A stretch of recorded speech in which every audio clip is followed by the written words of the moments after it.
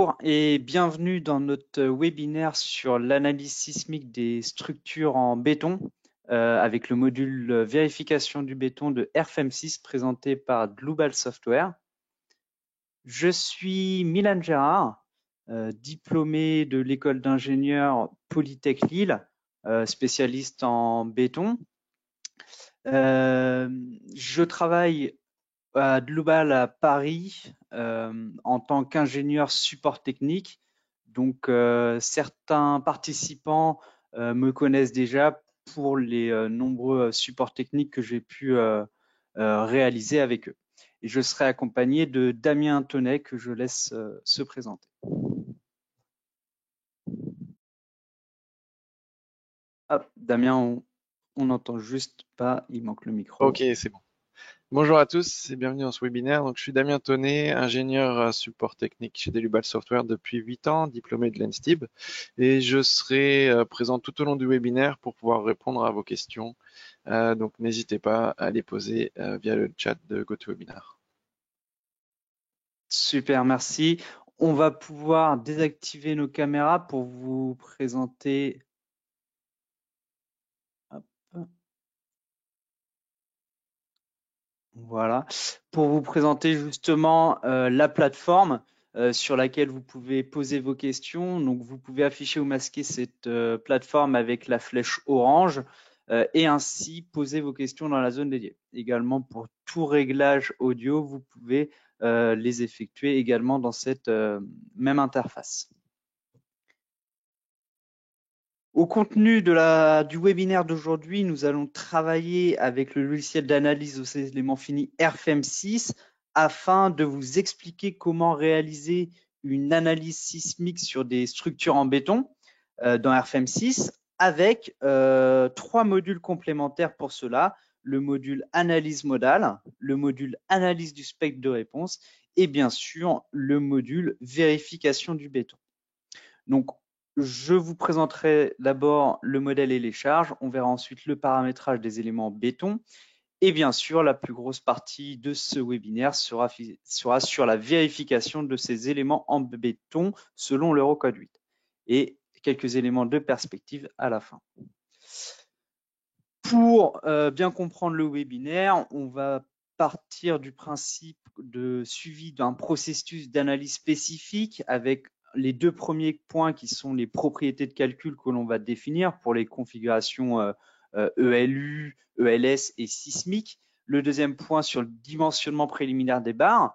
Donc ça, c'est un aspect qu'on va passer assez rapidement pour se focaliser en fait sur les 2 derniers points, la vérification à l'ELU et le dimensionnement en capacité selon l'Eurocode 8, puisque les points 3 et 4 qui sont intermédiaires, eux ont déjà été vus lors de précédents webinaires qui sont disponibles sur notre site, donc à savoir la vérification selon l'Eurocode 2 des éléments en béton et la vérification sismique selon l'Eurocode 8, donc avec les fameux modules analyse modale et analyse du spectre de réponse. Donc aujourd'hui, les étapes principales 5 et 6 vont faire l'objet du webinaire. Donc je vais pouvoir passer directement sur le logiciel qui se présente ici à votre écran avec le modèle d'aujourd'hui, un modèle en béton armé que je vais vous présenter juste après. Tout d'abord, j'ai parlé des modules, je vais vous les présenter. Vous pouvez voir les modules dans les données de base. Donc pour cela, il faut passer par le menu Fichier. Et ici, vous avez l'option Données de base. Voilà, donc c'est la boîte de dialogue que vous trouvez lorsque vous créez un nouveau modèle, mais vous avez accès aussi pour modifier certains paramètres, notamment dans l'onglet Modules. On voit ici les modules qui sont activés. Donc, on a le module vérification du béton à droite et à gauche, on a le module analyse modale et analyse du spectre de réponse. En activant ces modules, vous avez en fait l'interface utilisateur qui est en arrière-plan qui va être étendue avec de nouvelles entrées. Donc, dans le navigateur qu'on voit à gauche, vous voyez par exemple ici les types pour la vérification de béton et également les paramètres pour l'analyse modale et l'analyse spectrale. Donc voilà, c'est des données en plus qui apparaissent donc dans le navigateur ici, également dans le tableau en bas et aussi dans les boîtes de dialogue qu'on verra pendant le webinaire. Donc, tout est entièrement intégré dans l'interface utilisateur. Je reste dans la boîte de dialogue données de base pour vous montrer l'onglet suivant, l'onglet norme 1, où on voit ici les normes qui sont activées, avec notamment les normes Eurocode et les annexes nationales françaises correspondantes. On voit ici pour l'Eurocode 2, l'Eurocode 8. Pour savoir quelles normes sont spécifiques à la vérification du béton, je peux sélectionner la liste déroulante ici en dessous la liste de normes, sélectionner vérification du béton et on voit ici les différentes normes qui vont être prises en compte. Donc l'Eurocode 2 pour les 3 premières et également l'Eurocode 8 pour la vérification des éléments pour le sujet d'aujourd'hui. OK, on peut quitter la boîte de dialogue. Je vais maintenant vous présenter le modèle, donc un bâtiment armé de 5 étages ici. On a également un étage de sous-sol. On peut remarquer qu'on a minimum une file de murs par façade. Ici, des murs de contreventement. Voilà, sur chaque façade. On voit également qu'on a un noyau en béton armé qui dépasse ici sur le dernier étage, donc en forme de U. On a également des poteaux continus et uniformes de bas en haut. Ici, donc on a bien la même section sur tous les étages. On peut regarder par exemple sur cette file-là, on le voit bien. Ils sont bien continus et avec la même section, donc uniforme. On a également des poutres comme éléments porteurs sur les étages, les dalles d'étage qu'on peut voir ici en se mettant en vue un peu de dessous. Et également, on a des surfaces en bleu que vous pouvez voir assez facilement. Ce sont des surfaces de transfert de charge. On peut les voir en évidence dans le navigateur données ici à gauche. On voit toute la liste de surfaces standards. Et si je déroule un peu la liste, voilà, on voit les 5 surfaces qui sont des surfaces de transfert de charge ici sur la cage d'ascenseur. Également, dans ce navigateur données, donc je vais retourner en haut et réduire les surfaces. Je peux vous montrer les types pour les nœuds avec les appuis nodaux. On voit ici des semelles isolées qui ont été définies. Donc, pour bien vous montrer, je vais passer en vue de dessous. Voilà, je tourne le modèle et on voit des semelles isolées de 2 tailles différentes qui ont été prises en compte. Également, dans les types pour les barres, je peux ici développer les appuis de barre. On voit des appuis qui ont été définis pour les semelles filantes et également les long green à l'intérieur qui relient les semelles filantes aux semelles isolées. OK. On va revenir à l'affichage 3D. On a également les charges que je vais vous présenter. Donc, on peut sélectionner la liste déroulante ici en haut avec la sélection du premier cas de charge, le poids propre. Ici, on voit que le poids propre n'affiche pas de charge, elles sont par défaut masquées. On peut aller dans le navigateur afficher, ici en bas à gauche. On va afficher les charges pour vous montrer les différentes catégories. Je peux faire un clic droit ici, tout réduire. Voilà, donc on a un visuel très réduit maintenant sur toutes les grandes options. On voit que les charges sont bien activées. Et si je développe, on voit que le poids propre est désactivé. Donc en effet, si je choisis d'afficher les charges de poids propre, on voit maintenant sur mon modèle les charges de poids propre qui sont prises en compte. Donc on voit bien que par défaut, elles sont masquées puisque ça remplit beaucoup l'affichage du modèle. On va tout simplement les désactiver et on va passer au cas de charge suivant. Donc, je peux cliquer sur la petite flèche pour passer au cas de charge numéro 2. Ici, les charges sont bien visibles. Je peux afficher également le cas de charge suivante avec des charges d'exploitation ici sur les dalles et également sur les cages d'ascenseur. Et voilà, donc quand je passe au cas de charge numéro 4, je ne suis plus sur un cas de charge classique, je suis sur l'analyse modale que je vais vous présenter. Je vais pouvoir cliquer sur modifier le cas de charge actif, donc le bouton à côté. La boîte de dialogue s'ouvre sur le cas de charge 4 et le type d'analyse, on voit bien qu'on n'est plus sur une analyse statique, mais sur le type d'analyse, analyse modale. OK, on a donc des paramètres spécifiques qui sont définis ici. On va pouvoir cliquer ici sur le bouton pour modifier les paramètres et voir ce qui a été défini. On voit que l'analyse va s'effectuer sur 10 modes qui ont été définis par l'utilisateur. On voit qu'on a également la possibilité de modifier la méthode de détermination de mode propre. OK.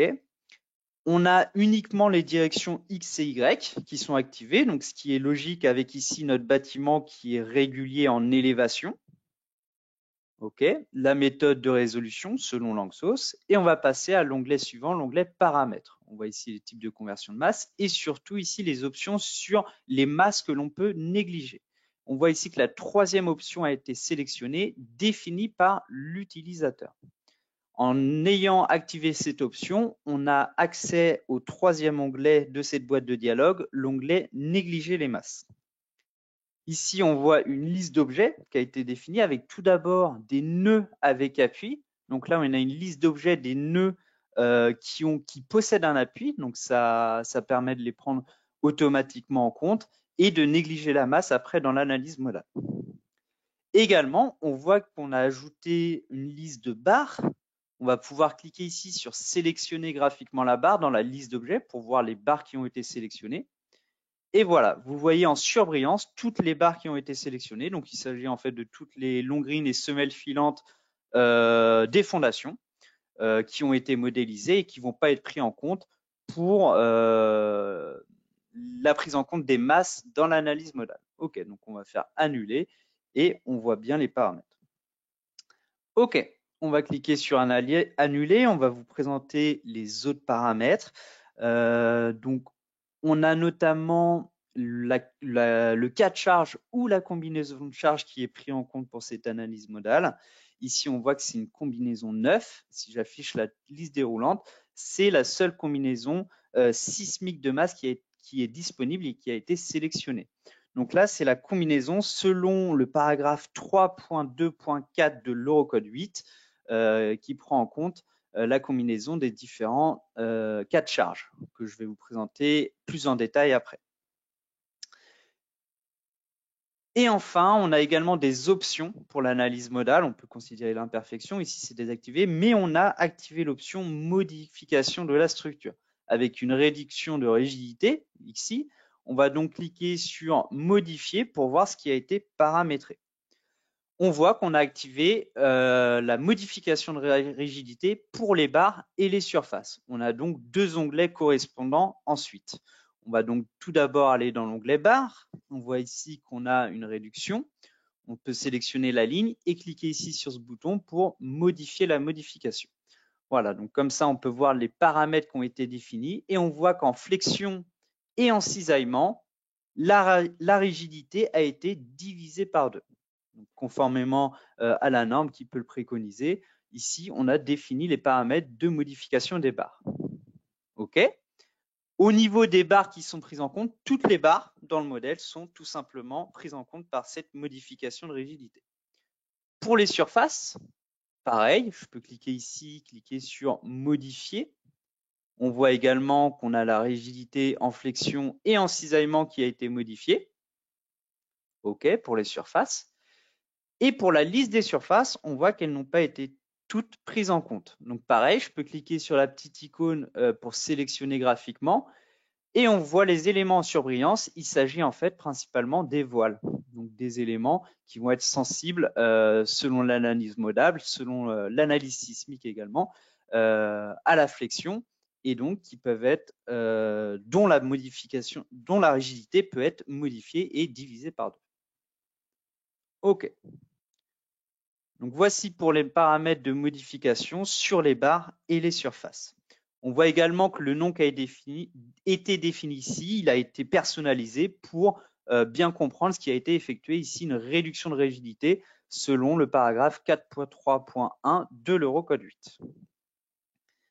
OK.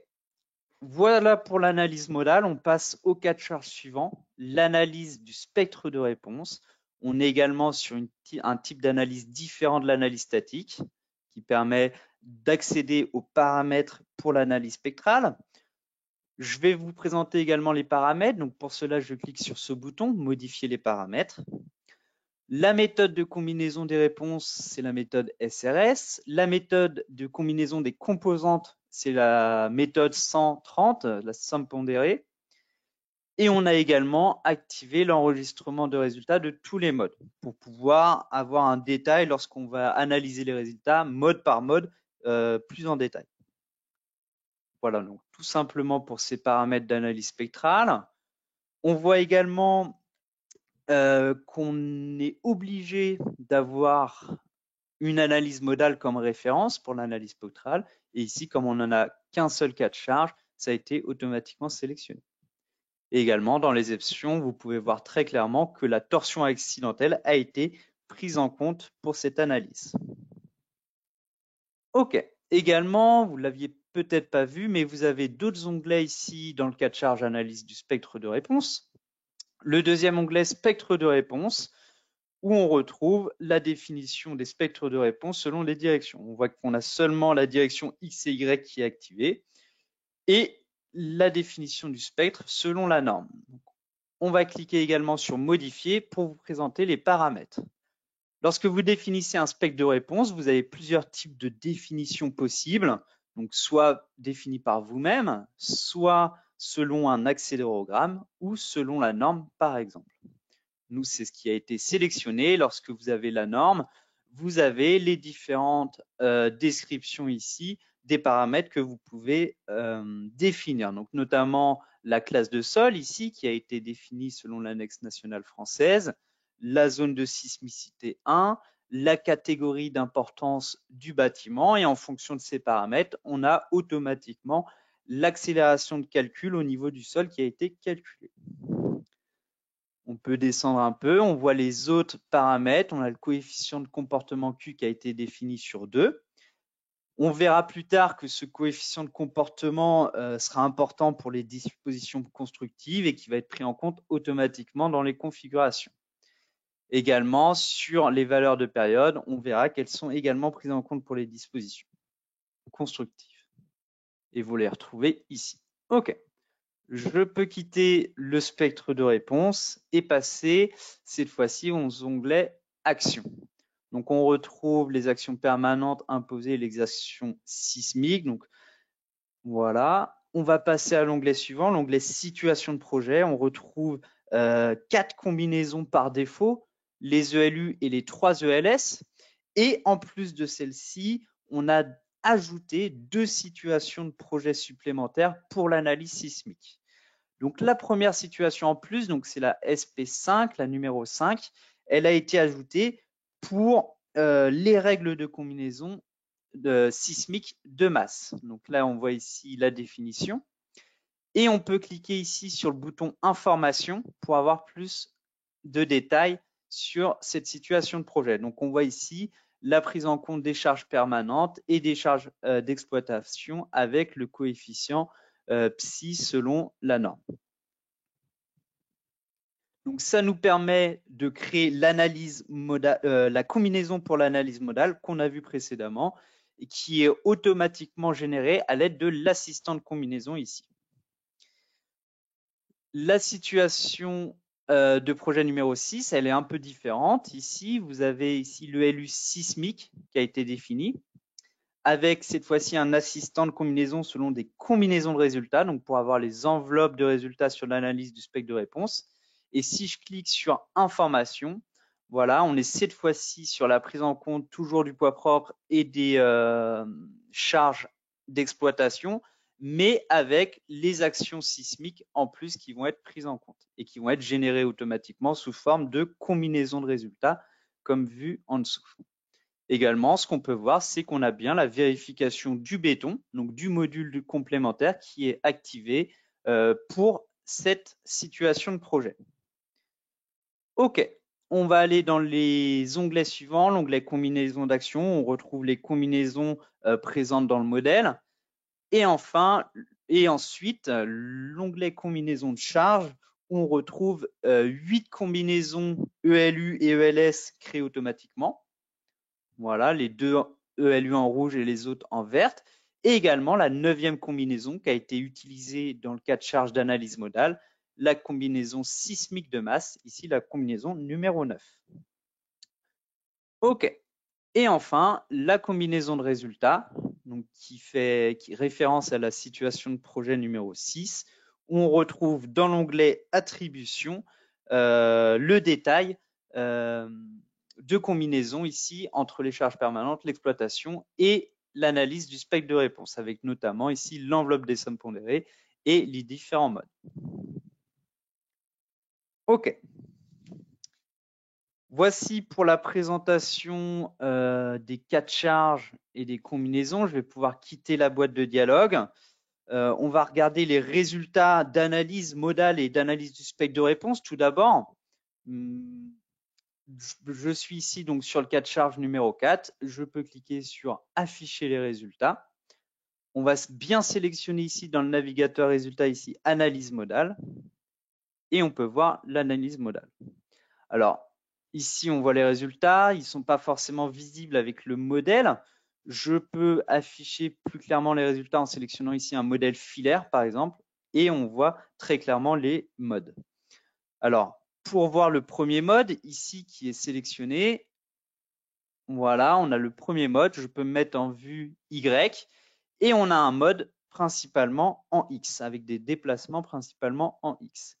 Si on sélectionne le mode suivant, on voit, avec le cube de visualisation en haut, qu'on est sur des déplacements principalement en Y. OK. Voilà en 3D ce que ça donne. On peut passer ensuite au cas de charge d'analyse du spectre de réponse. Et ici, on peut afficher pareil les déformations, les résultats de barres, c'est ce qui est affiché ici. Par exemple, ici, les efforts internes sur les barres, les efforts normaux. On voit notamment dans l'analyse spectrale que vous avez le détail d'enveloppe, mais on avait aussi sélectionné l'enregistrement des résultats intermédiaires. Donc, vous avez la possibilité d'analyser tous ces résultats ici. Donc voilà, je ne vais pas passer plus longtemps sur le cas de charge 4 et 5 puisqu'ils ont été présentés lors de précédents webinaires sur l'analyse sismique en général. On va désactiver l'affichage des résultats et je vais continuer avec la présentation des éléments en béton avant de passer à la lecture des résultats de ces éléments. Donc, au niveau des éléments en béton, on va pouvoir clairement les identifier avec leur ferraillage. Pour cela, je vais aller dans le navigateur affiché et dans la catégorie modèle, ici en haut, je vais activer les types pour la vérification du béton. Et on va voir que toutes les barres avec, voilà, avec des barres d'armature définies, que ce soit des armatures longitudinales ou des cadres d'armature, sont clairement visibles ici dans notre modèle. OK. On va, par exemple, vous montrer le paramétrage sur certains éléments. On verra plus tard qu'on va se focaliser sur ces éléments de la structure. Donc, on va prendre ici le poteau fil D et 1 au deuxième étage. On peut double-cliquer dessus pour voir les paramètres de la barre sur le ferraillage. Je vais d'abord aller dans l'onglet configuration de calcul, où ici vous pouvez voir donc les configurations ELU, ELS et de sismicité, et en bas toute la vue d'ensemble des configurations de calcul. Pour vous présenter très clairement sur les configurations sismiques, je peux faire un clic droit ici dans la zone, cliquer sur tout réduire. Et on voit que le calcul des structures pour les résistances au séisme selon l'Eurocode 8 sont ici détaillés dans la dernière partie que je peux développer. Et on voit notamment dans la partie 5.2.4 les coefficients de sécurité qui sont pris en compte pour le béton et l'acier. On est ici donc sur des facteurs de 1,3 pour le béton et 1 pour l'acier qui sont différents des situations de projet classiques pour les situations durables et transitoires ou accidentelles à l'ELU, à l'ELS. Là, pour le sismique, on a des coefficients différents selon l'annexe nationale française. OK, on va passer à l'onglet armature longitudinale. On voit ici le paramétrage sur notre élément. Le type d'armature, on est ici sur des armatures uniformément réparties au nombre de 8. On a donc 4 armatures dans les angles et 4 armatures intermédiaires par face. OK, dans l'onglet armature d'effort tranchant, On voit ici 3 zones d'armature qui ont été définies avec ce qu'on verra plus tard, les armatures plus resserrées dans les zones de compression. OK. Et on voit qu'on a également des épingles sur les barres d'armature libres qui sont activées. Donc en effet, si je désactive cette option, vous voyez dans l'interface à droite qu'on n'a plus le croisement des épingles sur les armatures libres. Donc en activant ici, ça nous permet d'avoir un béton plus confiné pour avoir un comportement plus ductile sur nos barres, sur nos poteaux. Également, lorsqu'on active l'option, ce qui est intéressant, c'est qu'on a la possibilité, lorsqu'on vient déplacer notre curseur dans cette zone, de sélectionner les armatures libres pour activer ou désactiver manuellement les épingles. Voilà, je peux également désactiver sur l'autre ou réactiver sur les deux. Donc tout simplement en cliquant sur les armatures libres. Également, on peut afficher la disposition générale des armatures en venant ici dans l'aperçu et en cliquant sur ce bouton « Afficher la disposition des armatures ». Voilà, je vais afficher la fenêtre en grand. Voilà. Vous avez un visuel bien mis en place sur les armatures et leur répartition, le nombre, leur numérotation, etc. Vous avez en haut la possibilité d'activer ou désactiver certains éléments. Donc, par exemple, ici, je peux désactiver les armatures de cadre et donc j'ai la lecture uniquement des armatures longitudinales. Également, je peux désactiver des descriptions. Donc, j'affiche toutes les armatures, mais je désactive des armatures longitudinales, par exemple. Ce qui est intéressant avec l'affichage de ces dispositions d'armature, c'est de pouvoir les imprimer après dans le rapport très facilement. On va venir ici dans les options d'impression et on va cliquer ici sur imprimer les graphiques dans un modèle type. OK, on nous demande d'enregistrer le modèle type sous un nom. On va donner ici le nom poteau par exemple. OK, et on peut quitter la disposition et vous présenter ce que ça donne dans le rapport. Les modèles types, ici, vous les retrouvez dans le menu Options, modèle type graphique. Voilà, vous pouvez enregistrer plusieurs modèles types dans vos paramètres de RFM. Vous pouvez les renommer si nécessaire, etc. Là, on va quitter et du coup, on les retrouvera si on vient dans le menu. Alors, je peux désactiver par exemple l'affichage. Voilà, si on a effectué d'autres analyses et qu'on vient ensuite ajouter les armatures dans le rapport, on peut venir ici dans le menu Fichier, imprimer les graphiques dans le rapport d'impression. On a une nouvelle boîte de dialogue qui s'affiche. On va pouvoir paramétrer l'aperçu des images qu'on ajoute au rapport. Voilà. Donc ici, c'est l'image active. Nous, on va sélectionner l'impression multiple. Je vais juste désactiver cette option pour ne pas avoir de mise à jour. Voilà, je vous montre rapidement. On a juste à sélectionner impression multiple et on a des nouveaux onglets qui sont disponibles. Vous voyez que si je désactive, voilà, on n'a plus les onglets et en activant impression multiple, on a les onglets qui apparaissent. Nous, on a seulement le dernier onglet qui nous intéresse. Donc, on va désactiver la vue pour les autres, donc dans l'onglet modèle, dans l'onglet charge et dans l'onglet module.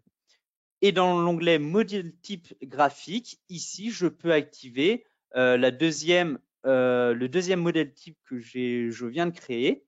Donc, en activant ici, pour les barres et les poteaux. Et on voit que si je sélectionne par défaut tous mes éléments, on a 195 images qui vont être ajoutées automatiquement au rapport d'impression. Donc, nous, on va le montrer juste sur la file de poteaux qui nous intéresse. Donc, j'utilise l'option sélectionner. Je viens ici cliquer sur sélectionner graphiquement. OK. Là, je peux cliquer sur effacer les objets sélectionnés. Et je vais venir sélectionner ma file de poteau. Donc, ma file de poteau, elle est définie ici, mais j'ai également plus facilement la possibilité de sélectionner une sélection d'objets. Je viens ici dans le navigateur données, dans la catégorie objet repère, sélection d'objets. Et voilà, vous voyez plusieurs sélections d'objets qui sont possibles. Et si je sélectionne La numéro 1, donc les poteaux de la file D1 que j'ai préalablement définis, ils sont automatiquement tous sélectionnés. J'ai plus qu'à cliquer sur OK et à cliquer sur enregistrer et afficher pour avoir automatiquement le ferraillage de mes 4 poteaux qui sont dans cette file dans mon rapport d'impression. Donc on voit ici l'ajout des images au rapport d'impression et le rapport d'impression qui va s'ouvrir automatiquement.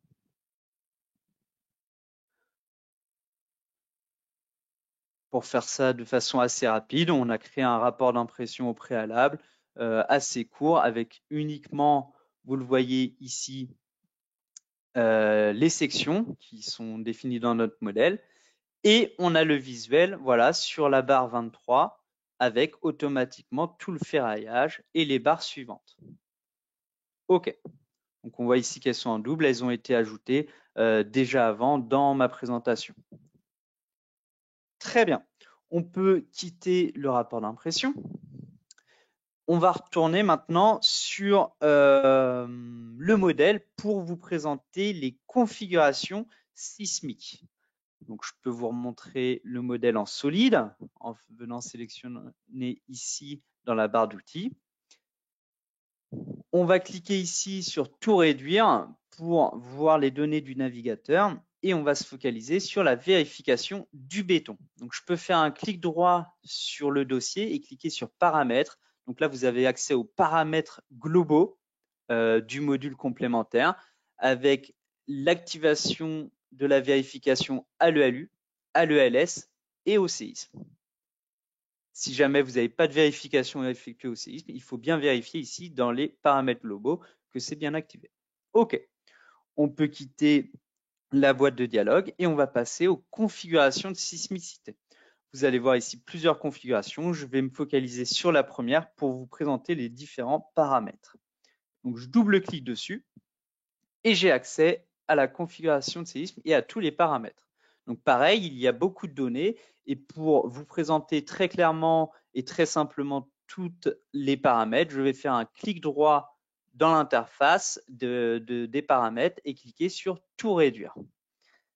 OK, donc on va commencer par le premier paramètre, la classe de ductilité, qui va déterminer les paramètres suivants en fait dans la configuration. Ici, par exemple, je suis en ductilité moyenne. Si je prends la ductilité haute, j'ai les mêmes paramètres. Mais si je prends la ductilité limitée, on voit que les paramètres sont différents. Les données d'entrée sont différentes dans la configuration pour ces éléments, par exemple. Donc, on va rechoisir DCM pour passer à la suite. OK.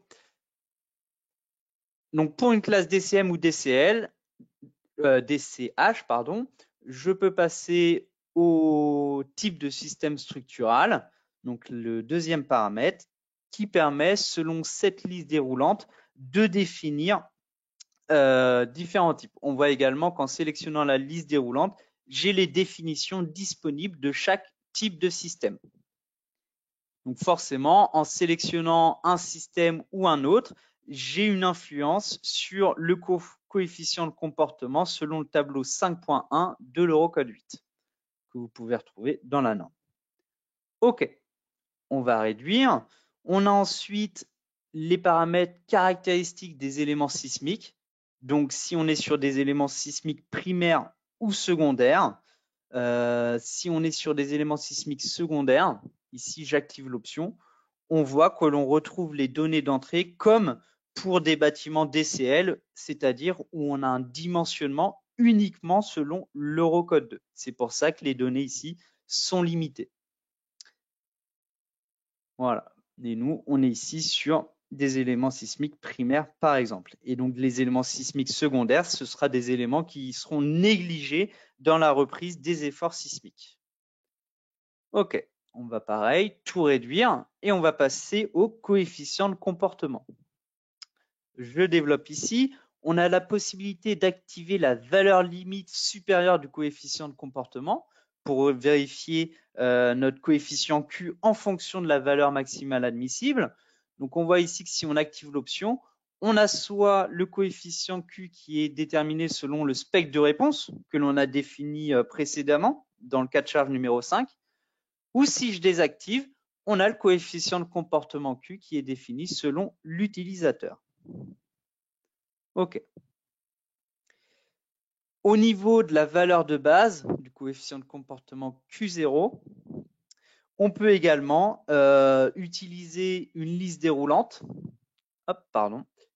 Ici, si je développe une liste déroulante avec par défaut le coefficient qui est défini automatiquement, mais on a également des coefficients avec leur définition qui peuvent être définis manuellement ici.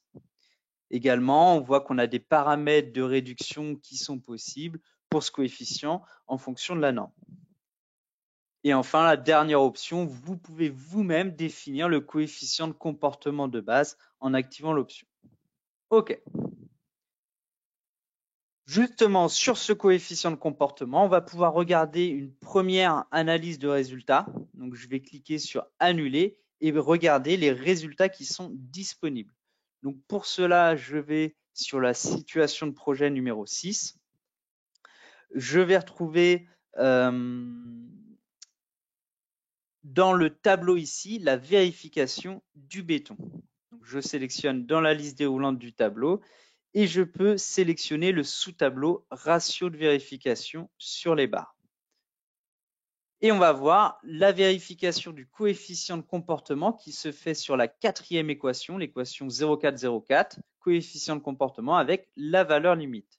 Je peux double-cliquer dessus et lorsque vous double-cliquez sur une ligne de vérification du module, vous avez la boîte de dialogue détail de la vérification qui apparaît avec tous les détails, les situations de projet que vous pouvez sélectionner, la barre que vous pouvez sélectionner pour avoir les vérifications qui se mettent à jour, la position de barre, etc. Ici, sur la vérification du coefficient de comportement, si on regarde l'équation finale, on voit qu'on a une vérification qui se fait entre le coefficient de comportement Q provenant du spectre de réponse, QRS, donc qui est égal à 2, et le coefficient limite qui est ici égal à 3. Donc la vérification est bien effectuée. OK. On va revenir sur la suite des paramètres de configuration. Donc je reviens ici sur données d'entrée dans le tableau vérification du béton. Donc soit je le retrouve dans le navigateur, soit également je peux retrouver les paramètres dans l'onglet configuration de sismicité du tableau du module. Et là, je peux double-cliquer sur une ligne pour retrouver mes paramètres. OK, donc je fais un clic droit tout réduire et cette fois-ci, on était rendu aux règles de dimensionnement en capacité. Donc je développe ici les paramètres et on voit ici deux options par défaut qui sont disponibles, le dimensionnement en capacité pour les poteaux et le dimensionnement en capacité de l'effort tranchant. Pour vous donner plus de détails, on va retourner sur la présentation. Voilà, avec ces deux fameuses options qui sont désactivées. Donc d'abord, le dimensionnement en capacité avec ici des équations, vous voyez à gauche et à droite, à respecter au nœud dans les deux sens d'action sismique. Donc vous voyez que ce sera les poteaux et les poutres qu'on va vérifier juste après. C'est les deux mêmes équations, mais vous voyez avec des sens de rotation différents en fonction du moment de résistance. Donc ici, vous retrouvez la référence à l'équation entre un poteau primaire et une poutre secondaire. Donc ça, il s'agit de la première option dans RFM6 que je vous avais présenté dans les configurations. Et la deuxième option, c'est le dimensionnement en capacité à l'effort tranchant. Donc on va calculer aux extrémités d'une poutre l'effort tranchant max et min, donc aux extrémités 1 et 2. Et on va voir que cela correspond au moment d'extrémité maximale, ici MID. Donc on voit ici l'équation qui va être utilisée, gamma RD fois le moment résistant fois la somme des moments résistants. Et on a également l'effet additionnel de la charge transversale au-dessus qui va être prise en compte dans la situation sismique. On verra ça en détail dans les vérifications. Le coefficient gamma RD, sur cette équation, il s'agit d'un coefficient qui prend en compte la surrésistance possible due à l'écrasage de l'acier. Donc, on verra les valeurs qui seront prises en compte automatiquement par le logiciel. Voilà, donc ce dimensionnement en capacité pour l'effort tranchant, il s'agit de la deuxième option dans RFM6. Voilà, la première option que je vous ai présentée et ici la deuxième option. Au niveau du coefficient de surrésistance, il va être défini automatiquement, mais vous voyez que vous pouvez activer ou désactiver la définition manuellement. Très bien. On va passer au reste des paramètres. Ici, les détails et d'utilité locale dans les régions critiques. On voit ici plusieurs paramètres, donc il s'agit de dispositions constructives. On voit ici les détails avec une option pour les poutres et ici une option pour les poteaux. Donc c'est le pourcentage max d'armature pour les poutres et les poteaux. On a en dessous la vérification du coefficient d'utilité en courbure avec par défaut les périodes TC et T1 pour cette vérification qui sont issues du spectre de réponse. Mais si on désactive l'option, on a la main pour définir manuellement ces valeurs. OK. Et également, vous pouvez activer vous-même la valeur limite du coefficient de ductilité en courbure. Voilà. En dessous, vous aurez d'autres dispositions constructives avec le pourcentage minimal sur les poutres et pour les poteaux. Et enfin, la dernière option disponible pour les détails, c'est la longueur de la zone critique qui peut être définie par l'utilisateur en activant l'option. Et ici, on a donc la zone de confinement des armatures aux extrémités d'un poteau primaire qui peut être définie manuellement. OK, on va réduire ici. On va passer à l'avant-dernière option sur les exigences relatives aux matériaux, aux contraintes géométriques qui effectuent un dimensionnement en fonction des classes DCM ou DCH sur les éléments poteaux ou poutres. La dernière option disponible dans les configurations, c'est le calcul des armatures requises automatiquement par le logiciel. Voilà. Donc, je vous ai présenté globalement tous les paramètres qui sont disponibles pour la configuration sismique. On voit qu'on a défini plusieurs configurations. La deuxième configuration ici qui a été définie pour les poteaux, on va voir par exemple qu'il s'agit tout simplement d'options désactivées pour les poutres, puisqu'on l'a activé uniquement pour les poteaux. La troisième configuration poteau du dernier étage, il s'agit ici d'avoir désactivé des règles de dimensionnement en capacité pour les poteaux primaires. On ne va pas les considérer pour le dernier étage. Et la quatrième configuration, ici, on voit qu'elle est assignée à aucune barre.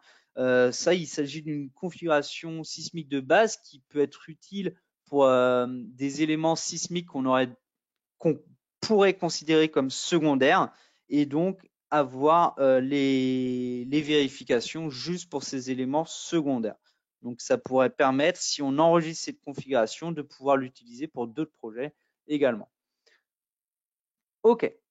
On va passer à la lecture des résultats sur notre modèle. Donc, ici, je vais pouvoir me mettre en modèle filaire. Je vais activer les résultats. OK. On a ici dans le navigateur vérification du béton, les vérifications sur les barres. Je peux ici sélectionner l'état limite de sismicité. Et ici, j'ai les différentes équations que je vais vous présenter. Donc, certaines en détail et d'autres plus rapidement à la fin. Donc, sur la première équation, 0,400, on est sur la vérification au nœud d'assemblage des poutres et des poteaux. Donc, c'est celle qui est activée. On peut voir ici, en modèle filaire, que c'est bien une vérification qui agit au nœud d'assemblage entre les poutres et les poteaux. OK. On va vous détailler cette analyse sur des éléments ici sélectionnés. Donc, ça va être les deux poteaux de la file D1 au premier étage et deuxième étage et les deux poutres qui sont connectés. Donc, on a fait une sélection d'objets sur ces éléments pour pouvoir les isoler. Donc, je vais aller ici dans le navigateur vue, le troisième onglet, et je vais sélectionner les objets ici. Ça me permet de rapidement isoler et de vérifier les détails de calcul. Également, on voit que lorsqu'on a activé cette visibilité, on a tout le reste du modèle qui s'est désactivé, qui n'apparaît plus. Si vous souhaitez vous repérer facilement dans le bâtiment, le projet, vous pouvez faire un clic droit dans l'interface et cliquer sur « Afficher les objets masqués en arrière-plan ». Voilà, ça vous permet au moins de vous repérer. Je peux refaire un clic droit et désactiver cette option et on va pouvoir se remettre en modèle transparent. Voilà, pour bien voir les poteaux et la poutre. OK. Au niveau des détails de vérification, je vais avoir besoin des numéros de barre pour pouvoir vous détailler plus précisément les résultats. Donc, je vais aller dans le navigateur affiché ici. Et dans l'option numérotation, je vais activer ici la numérotation pour les barres. OK, donc on a les barres 22 et 23 qui correspondent aux poteaux et 67 et 66 aux poutres. Et on va également activer dans les onglets de base pour les barres le système d'axes de barres. OK. On va retourner dans le navigateur résultats. Dans le tableau de vérification du béton, on va sélectionner le sous-tableau ratio de vérification sur les barres. Et on va sélectionner ici l'équation donc 0400 avec ici une flèche rouge qui indique la vérification sur le poteau et je peux double-cliquer dessus pour avoir les détails. Très bien. Donc, je vais un peu décaler la fenêtre pour vous présenter les différentes équations. Ici, on est sur la flèche rouge en haut du poteau. Nous, ce qui nous intéresse, c'est la vérification en pied de poteau. Pour cela, je vais donc modifier la position de la barre. Donc, comme je vous ai dit, ici, avec les filtres, on peut sélectionner. On est ici au début de la barre, qui est indiqué ici par la flèche de l'axe X. Et donc, l'axe X se dirige vers le nœud. Donc, c'est la fin du poteau. Il faut donc sélectionner ici la dernière position. Voilà, donc là, il y a bien la flèche rouge qui indique que les détails de vérification s'effectuent sur ce point précisément. Au niveau de la première ligne d'équation qui apparaît pour cette vérification de capacité, il s'agit du moment résistant de la poutre. En effet, on voit qu'on a le numéro 67 qui est indiqué ici pour le moment résistant. Donc, c'est bien la poutre 67. La deuxième ligne, c'est le moment résistant des poteaux. Ici, le poteau 22 et 23. On a également l'indice Y qui nous indique qu'on est sur la vérification autour de l'axe Y local du poteau, numéro 22. En effet, si on regarde les moments autour de l'axe Y du poteau 22, il s'agit bien également d'un moment qui va correspondre pour la poutre 67. Également, si j'agrandis la fenêtre et que je vous montre tout le reste, je peux cliquer ici sur basculer entre les formules de vérification et les valeurs. Et vous avez un visuel ici de toutes les équations qui sont prises en compte. Donc, on a ici les moments résistants autour de Y avec valeur positive et valeur négative, et également les moments de résistance autour de l'axe Z, et cette fois-ci, c'est la poutre 66 qui est pris en compte, donc autour de l'autre axe local. OK, on va agrandir la fenêtre, on va repasser sur le détail, et je vais vous présenter l'origine de la valeur de résistance des poteaux ici qui est de moins 157,48. Donc pour cela, je vais regarder les efforts internes dans le poteau. Je peux cliquer ici sur le bouton diagramme de résultat. Et ici, donc je vais agrandir la fenêtre, je suis bien sur la barre 22 avec les détails de résultats. Je peux cliquer ici sur supprimer tous les diagrammes de résultats. Je vais m'occuper uniquement des efforts normaux et je vais afficher les valeurs maximales et minimales. Ce qui m'intéresse, c'est à 3 mètres, donc à la fin du poteau, les valeurs. J'active ici et j'ai une valeur de 208,63 et une valeur minimale de 165,82. Je vais garder en tête ces deux valeurs pour quitter ici et activer les diagrammes d'interaction. Donc, si j'active les diagrammes d'interaction, je retrouve un nouvel onglet ici où j'ai les courbes de moment résistant en fonction de l'effort normal de mon poteau et en fonction de son ferraillage. Ici, on voit qu'on retrouve la valeur maximale de 208,63 et du moment résistant équivalent. On voit que si on a un effort normal plus faible, on a un moment résistant plus faible. Donc, ce sera un moment résistant dimensionnant pour le sismique. Il faut donc que je sélectionne dans l'affichage du diagramme moment-moment, ici, un effort normal, non pas de 208,63, mais de moins 165,82. Donc, c'était l'effort normal minimal. OK, j'ai le diagramme qui se met à jour et je vais pouvoir lire les valeurs. Donc, on voit que le moment maximal en Y, il correspondra à un moment nul en MZ à 0, que ce soit en valeur positive ou négative. J'utilise donc les tableaux à côté. Je me pointe ici sur la ligne avec le MZ égale à 0 et je retrouve une valeur de 157,41.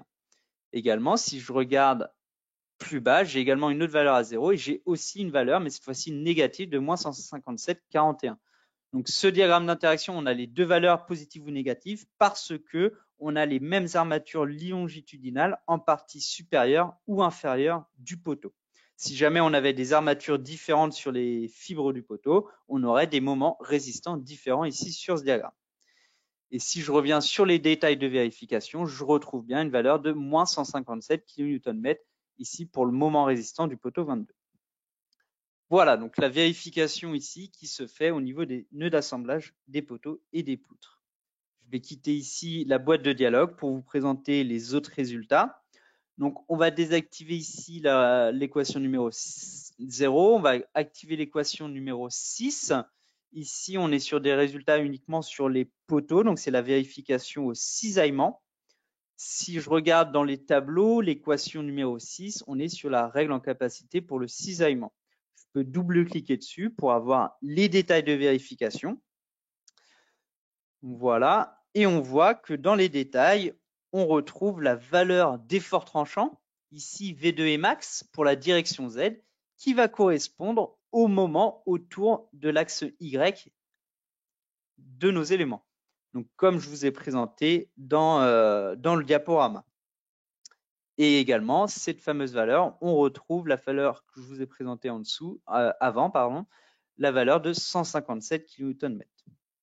Également, on retrouve le coefficient gamma RDC qui est égal à 1,1 pour les classes DCM pour les poteaux. Il faut savoir qu'il est égal à 1 pour les poutres. Et si vous étiez en classe DCH, les coefficients seraient plus élevés. Ils seraient de 1,3 pour les poteaux et 1,2 pour les poutres. OK, on va pouvoir passer à d'autres résultats. On va venir ici dans le navigateur affiché, on va désactiver les systèmes d'axes pour avoir un affichage plus clair et on va désactiver également la numérotation. OK, donc dans le navigateur résultat, je vais vous présenter maintenant l'équation 17 ici, donc je désactive l'autre et on voit ici une vérification qui s'effectue en pied de poteau, donc c'est le rapport mécanique des poteaux. Si je vais dans le tableau de vérification ici, je peux sélectionner l'équation 17, double-cliquer dessus et j'ai les détails de vérification des rapports mécaniques. Avec, vous le voyez ici, les valeurs de la période T1 et TC qui sont utilisées pour vérifier la valeur Q0 et ensuite le rapport mécanique. Voilà les détails que vous pourrez regarder après le webinaire plus en détail. On va regarder maintenant l'équation numéro 5. Donc, je vais désactiver ici. Et l'équation 5, on voit qu'il s'agit d'une vérification sur les poutres. Si je regarde dans le tableau, il s'agit de la vérification au cisaillement pour les poutres. Donc, on est uniquement sur une vérification pour les poutres qui participent au contreventement. Et si je double-clique sur la ligne de vérification pour voir les détails, on va retrouver la valeur de l'effort tranchant utilisé, ici VED max. Donc, on retrouve la même équation avec, en plus, comme je vous l'avais présenté, l'effet additionnel de la charge transversale, ici qui est prise en compte. Et bien sûr, cette valeur d'effort tranchant, elle est comparée à la valeur de résistance d'effort tranchant qu'on retrouve un peu plus bas, voilà, ici VRDC. Et dans le calcul final de ratio, je peux descendre, voilà, avec les valeurs VED de calcul sur les valeurs de résistance. Donc, qui est calculé automatiquement avec les armatures prévues. OK. Dans le navigateur résultat, on va maintenant activer l'équation numéro 11. Il s'agit de disposition pour les poutres avec les armatures, les aires maximales d'armature. Je peux ici détailler un peu plus. On voit l'aire maximale d'armature. Pour les zones comprimées uniquement, on voit que la vérification se fait uniquement aux abouts de poutre. Pareil, on peut voir le détail de l'équation numéro 11 dans le tableau de résultats en double-cliquant sur la ligne concernée. Et on voit que la vérification des armatures maximales ici va se faire avec un coefficient 0,5, donc qui doit être au moins égal à la moitié des armatures tendues, ici avec l'appellation AST pour armature tendue. Voilà, donc ça doit être au moins égal à cette valeur. OK, on va annuler le mode de visibilité pour retourner sur notre modèle global où on voit également tous les résultats qui sont disponibles. On peut se remettre en modèle filaire, voilà, pour avoir tous les résultats. Et je vais vous présenter, mais moins dans le détail, les autres équations. On retrouve l'équation 1 ici, qui est une vérification sur les propriétés de matériaux. L'équation 2 ici, qui est une vérification sur les contraintes géométriques, donc notamment pour les poteaux. L'équation 4, on l'avait vu sur le coefficient de comportement. L'équation 5 et 6, on l'a vu. L'équation 10 ici, qui est effectuée pour les poteaux, c'est la vérification des efforts normaux dans le poteau. Et ensuite, on aura les dispositions constructives à partir de l'équation 11 qu'on a vue. L'équation 12, elle, correspond à l'aire minimale d'armature dans les poutres. On voit ici toutes les poutres qui sont concernées par la vérification. L'équation 13, également pour les poutres, il s'agit de l'espacement et le diamètre minimal à utiliser dans les zones comprimées. On voit ici seulement les extrémités de poutres qui sont concernées par la vérification. L'équation 14, ici maintenant, à partir de l'équation 14, on est sur les dispositions constructives des poteaux. Donc le nombre d'armatures par face de poteau ici, l'équation 14. L'équation 15, l'aire d'armature minimale pour les poteaux. L'équation 16, l'aire d'armature maximale, des armatures longitudinales. Et enfin, l'équation 18, il s'agit de l'espacement et du diamètre minimal dans les poteaux et également uniquement dans les zones comprimées. Voilà, donc beaucoup de vérifications que j'ai pu vous présenter. On arrive à la fin de ce webinaire.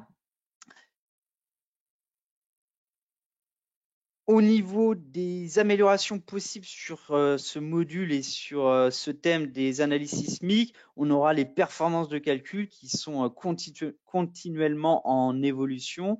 On aura également plus tard les voiles de cisaillement et les poutres cloisons qui seront possibles de vérifier. Également la possibilité de vérifier d'autres sections que des sections rectangulaires ou rondes, les sections en L ou en T par exemple. Vous avez ici à l'écran des liens vers des webinaires que j'ai cités, donc notamment les webinaires sur le calcul des structures en béton et sur l'analyse sismique que vous pouvez revisionner en complément du webinaire d'aujourd'hui. Et également le dernier lien qui vous donne un accès aux zones de sismicité sur l'annexe nationale française également que vous pouvez utiliser sur notre site. Également, sur notre site, vous avez d'autres services qui sont disponibles. Donc, l'outil de géolocalisation, je viens d'en parler, mais également des FAQ ou des articles techniques et des modèles de structure à télécharger. Vous retrouverez nos webinaires qu'on a présentés sur notre chaîne YouTube, également les détails des produits dans notre boutique en ligne et la possibilité d'avoir la version d'essai directement en remplissant le formulaire sur notre site. Si vous avez besoin de plus d'informations, n'hésitez pas à nous contacter directement au numéro de téléphone qui est affiché ici ou à l'adresse mail. Nous pourrons vous répondre bien sûr. Nous vous remercions d'avoir participé à ce webinaire. N'hésitez pas à remplir le questionnaire d'évaluation de ce webinaire à la fin, une fois que vous aurez quitté. Merci beaucoup et je vous dis à bientôt pour le prochain webinaire.